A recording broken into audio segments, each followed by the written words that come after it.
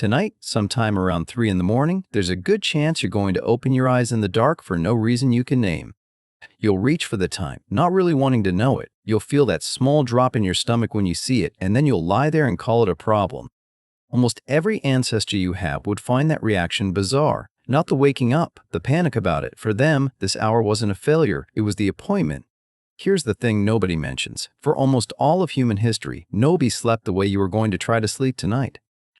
Not a little differently, not going to bed earlier or later, structurally different in 2 separate blocks with an hour or more of waking in the middle. And we only worked this out recently because the evidence was sitting in plain sight and everybody read straight past it. A historian named Roger Ekirch spent years inside archives, working through the most ordinary paper anyone ever produced. Court records, prayer books, letters between people who mattered to nobody but each other. He kept hitting the same phrase, first sleep, then, hours later, second sleep, written casually the way you'd write breakfast.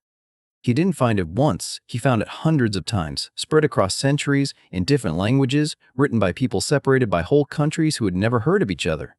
Nobody had hidden it. Translators had simply smoothed it away because a sleep with a hole in the middle made no sense to them. For generations, scholars assumed the writers were being poetic or vague or sloppy. They were none of those things. They were being completely literal. But a stack of old documents isn't proof of anything about a body. Words can be a custom, a fashion, a habit people copy from each other, so the real question stayed wide open. And there's a reason it nearly vanished from the record entirely. Nobody explains the obvious. You don't write down that you breathe, and they didn't write down that everyone sleeps twice. The answer didn't come out of a library at all. It came from a bare room with the lights switched off, and a group of volunteers who had no idea what they were about to demonstrate. At the National Institute of Mental Health, a researcher named Thomas Baer decided to stop arguing about documents and simply give people their nights back. He gave volunteers 14 hours of darkness every single night for weeks. No lamps, no screens, not even a glow under the door, just night the way night used to be. For the first stretch, they slept badly. They were catching up on years of being tired. Then, something else took over. They began sleeping in 2 pieces, roughly 4 hours down, then awake for an hour or 2 in the middle, then roughly 4 hours more until morning. Nobody instructed them. Nobody suggested it. Their bodies simply reorganized themselves around a rhythm none of them had ever lived. And the hour or 2 they spent awake in between wasn't restless at all. That's the part that still catches people off guard when they hear it. The measurements taken during that gap described a state much closer to meditation than to lying awake worrying. Calm, slow, something the volunteers said they actually looked forward to. So the documents had been right the whole time. There really was a gap, and it wasn't a cultural habit. It was built in, which leaves the only question that actually matters. What do people actually do with it? Because an hour awake in total darkness every night of your life has to be filled with something. Almost everything, it turns out. The middle of the night was never dead time waiting to be got through. It was quiet time, and for people with no privacy and no silence all day, quiet time was worth a great deal. People prayed. People talked quietly so as not to wake the rest. People lay still and turned the day over. Some got up and worked at small tasks that didn't need much light. Dreams were interpreted right then, while they were still warm, not remembered badly over breakfast. Medical writers of the period recommended the hour for thinking and study because the mind was rested and the house was silent. And couples, quite practically, used it. More than one physician of the day put that in writing, in the plain language of a manual. None of this needed light. That's the part that's genuinely hard to picture now. All of it happened in the dark, or close enough to it that you'd be feeling your way around.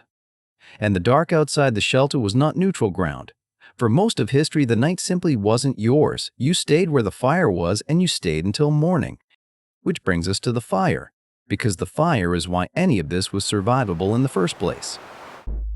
At Wonderwerk Cave in South Africa, researchers found burnt bone and ash deep inside the chamber, far past anywhere a lightning strike or a brush fire could reach. Ash where ash has no business being.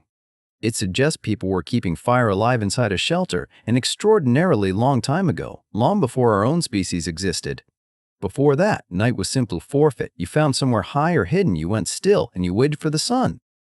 Because your eyes are close to useless in real darkness, and the animals that hunted our ancestors had no such handicap at all.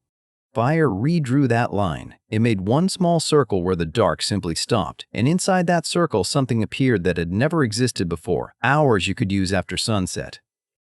An anthropologist named Polly Wiesner spent years recording what people actually say to each other around fires among communities in the Kalahari still living close to the old way. By daylight, the talk was work. Who goes where? What's ripe? Who owes what? Practical, sharp, a little argumentative. After dark, the very same people talked about something else entirely. Stories, distant places, the dead, spoken about as if they were sitting there, jokes that went round the whole circle. So the night was never just the leftovers of the day. It was the other half of being a person, the half where the stories lived, and we ran it that way for an extraordinarily long time. Then, in the space of 2 or 3 centuries, a rounding error against 300,000 years, we switched the whole thing off. And nobody mourned the gap when it closed. Why would they? Light arrived looking like pure profit, longer evenings, safer streets, work that no longer stopped at sunset. Not deliberately. Nobody voted on it. Just street lamps, then cheaper candles, then gas, and finally a bulb you could leave burning all evening for almost nothing at all. Each one pushed bedtime a little later. The long night got shorter from the front end, and eventually the gap in the middle had nowhere left to sit, so it closed. Your eyes don't audit the light they receive. A screen at 11 reads as afternoon, and your body delays the whole night accordingly. Your body doesn't decide it's night by looking at a clock. It decides chemically, in the dark, and light landing on your eye is what tells it to hold that process back. People who spend a week camping with no artificial light at all drift back within days. The old timing is still in there, waiting. So, the 3 in the morning thing may not be damage at all. It may be the old shape underneath, still pressing up through a schedule that no longer leaves any room for it. You wake, and there's nothing to do with the hour, and no one else is awake in it, so it feels like failure. For most of human history, that same hour was the quietest, least demanding part of being alive. What we lost wasn't really the sleep. It was the hour in between, a slow, undemanding state of mind that most people alive today have simply never been in. Tonight, you'll probably reach for your phone, and the light will tell your body it's the middle of the afternoon. They lay in the dark and thought. We lie in the dark and scroll, and then wonder why the morning feels like it started somewhere in the middle of the night.